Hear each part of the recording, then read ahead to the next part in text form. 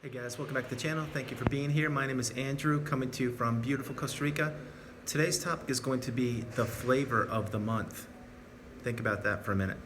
Guys, if you like the content, please subscribe. So, in the narcissistic relationship, there is always a flavor of the month. And what that means is let's say you just met the narcissist today, and you don't know they're a narcissist, and you're building your relationship, and you're spending time and you're getting to know them in any capacity. It could be neighbor, family, like extended family, like somebody like that. It could be business. It could be a personal relationship, like romantic. But the thing is you meet them, and then of course they're gonna just smother you with all this positivity and like, wow, you're amazing and you're really nice, and that's the mask they're wearing. Of course, we know that. And then as the relationship goes on, you're going to find out that, wow, okay, this person's okay, let's spend more time. However that is, it's fine. Just setting up the tone here. But then, as time goes by, you're going to realize that you're being devalued. And we know what devaluation is. It's a cruel, manipulating tactic that the narcissist does. It's kind of like when they know that they have you, and they believe that they've figured you out, and that they are, again, trying to use, abuse, and manipulate you in any capacity they can. The workplace, romantic, any situation. But then, as this is happening, and you're not quite sure what's going on, then all of a sudden somebody else appears, and the narcissist, again, you don't know they're a narcissist, but they're giving much more attention to another person, a third person, and you're like, well, what's going on here? Who's this? I don't know anything about this person. And you know who that is? That's right. That's the flavor of the month. That is a new person that came around in any capacity, just like you, innocent. They don't know what's going on, but they met the narcissist, or probably the narcissist targeted them for supply.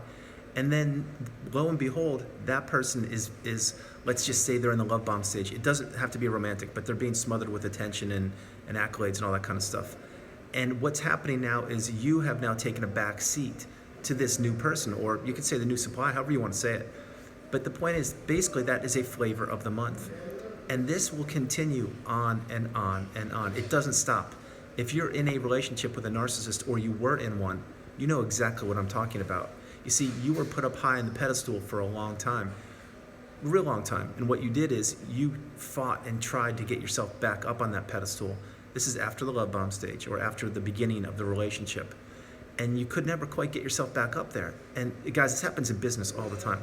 But you couldn't get your back up there, and you're thinking, what's going on? Like, I'm working so hard. I'm doing so many things. I'm contributing like much more than this person is, meaning the narcissist. And you are, and I'm sure you are. And guess what? The narcissist likes it that way. The reason they like it that way is because they're playing their evil, manipulating games, and they're doing everything they possibly can to abuse you quietly, insidiously, so you have no idea what's going on. It's kind of like being in quicksand. The more you're in it, the more you struggle to get out of it, the deeper you get. That's exactly what being in a relationship with a narcissist is like. And they love this. They thrive here. This is their playground. This is their breeding ground. This is where they dominate. Why? Because, again, they're playing by one set of rules, which is a cheap, evil, manipulating, cruel, deceptive, deceitful way.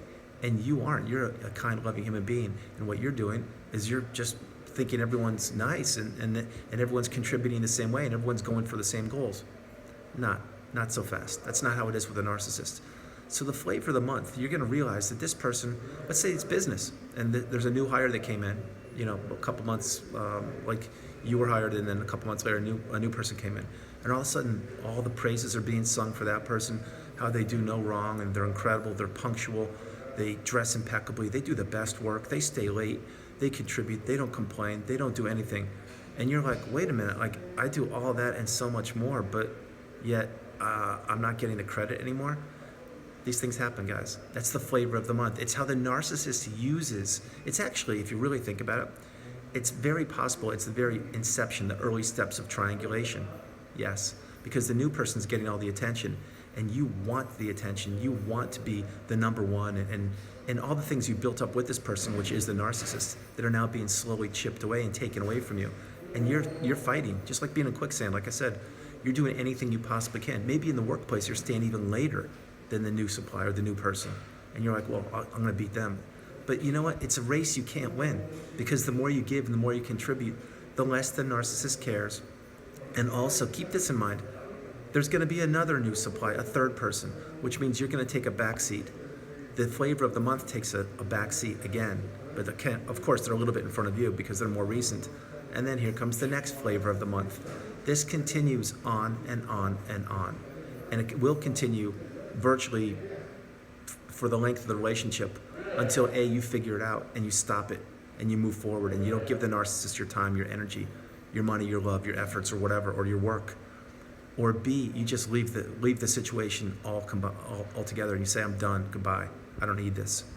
But think about what I'm telling you. The flavor of the month, like let's go back when you were a child and you were, let's say this is, years ago, I'm talking, let's say a long time ago, and it's summertime and you're playing and you're outdoors playing before the internet and all that. And then you guys would play games and everything, all the neighborhood kids would get together and then, oh my God, here comes a moving truck. And then someone moves in and it's Billy. Billy's from a different part of the country and he's moving in, on the block where you live. Well, what do all the kids do in the neighborhood? They're all intrigued, like, who's this kid? Who's Billy? Let's figure him out. Let's talk. Let's hang out. Let's play. Maybe he's got a baseball or, whatever. Let's do it. And Billy gets all of the attention for that summer. Remember those days? I certainly do. And then Billy, as it turns out, Billy's like he's being smothered with attention. Why? Because he's new. He's the new shiny object in the neighborhood. But when you're a child, you don't know any better. Like, remember, everything's brand new to you. And you embrace this. You enjoy it. You're like, wow, this is cool. There's a new kid. Let's go hang out. And wow, one more person to play games with. This is going to be fun. That's a child. And that's just beautiful. That's the way children are supposed to be. Innocent and pure and giving and loving and just no expectations. Just beautiful, like beautiful energy they have.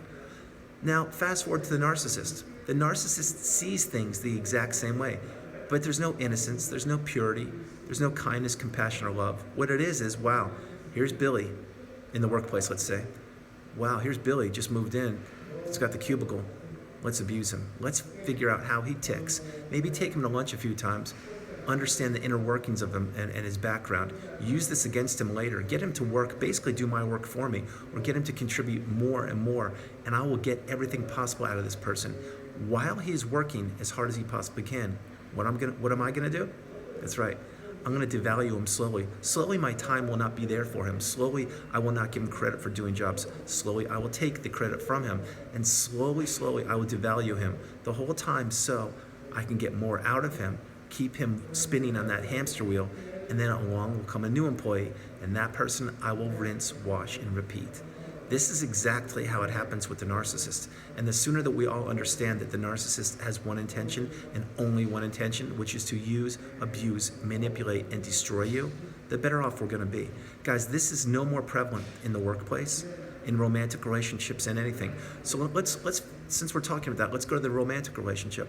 You were discarded. The relationship ended. Did it end in a nice, civil way? Like I mentioned on the channel frequently, did you guys sit down and talk about things? You didn't. The narcissist literally took everything they possibly could from the house, anything, and disappeared, just like a child. They took their toys and they disappeared. Where did they go? That's right. They went to the flavor of the month. The person that you did not even know was being groomed behind the scenes. But believe me when I tell you, this person was being groomed the whole time. If you were married or not, it doesn't matter. The narcissist cares about one person, which is the narcissist. They don't care about their family. They certainly don't care about their spouse. If you're married or not, or if you're in a significant relationship, their children are just extensions of them. Does the narcissist love their children? No. I'm sorry to say that they don't. And I know I mention it on the videos frequently. It's true. You see, the narcissist is always looking for the flavor of the month. That's what they're looking for. They're on an endless quest for supply. And it doesn't stop. So you may think that in your narcissistic relationship in the past, in the beginning, things were going great and you were contributing and doing all you could. That's exactly how I felt. And you did. And I know for a fact that you did. And I know I did. But guess what? We didn't know it back then, but we were just the flavor of the month. Wedding ring on your finger or not, it didn't matter. For most of you that were married, think about it.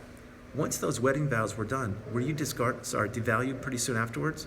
You were, because I know for a fact I was. The thing is, I could never put the pieces together. I could never figure out why I was being treated a certain way, why I was being triangulated when I didn't even know what triangulation meant back then, and why all of a sudden I'm getting no respect. My words hold no value. Why the cell phone in the narcissist's hand, one of 3 phones that the narcissist had, are more important than me. Why there was never time for me. Why no one ever actually cared about what my thoughts were, meaning the narcissist. You see all these things? In retrospect, that's exactly what the narcissist was doing. Because all of the things that I wanted and was contributing during the love bomb, and all the accolades and being pumped up and being high in the pedestal, that didn't matter anymore. Do you see? Because there were other supplies in the background. Completely. Now remember, these could have been romantic, they could have been business, they could have been anything. And God only knows what they were. But the clearer you see the relationship in the rearview mirror, or maybe right now you're seeing this and you're saying to yourself, oh my God, I'm in a relationship. It's just like that. See the signs, you guys. Recognize these things. The narcissist is on a constant search for the flavor of the month. And it was you. It certainly was me. But believe me, the flavor of the month doesn't last that long. And if you have the education and awareness and enlightenment, like being on this channel, I'm sure you do, or you're getting it, use these tools and these skills to benefit yourself, because the narcissists, they are everywhere and they play these games. And if you don't have the education, believe me, you will be the flavor of the month again. We don't want that to happen. I certainly won't allow that to happen. And I hope that you feel the same way. So guys, I hope you liked the video. I love doing it. From beautiful Costa Rica, this is Andrew. God bless you. Do not be the flavor of the month. We did it once without the education. We will never, ever do it again now that we have the education. Have a blessed day. I love you all. Namaste. God bless you guys. I love you. I'll talk to you soon. Bye.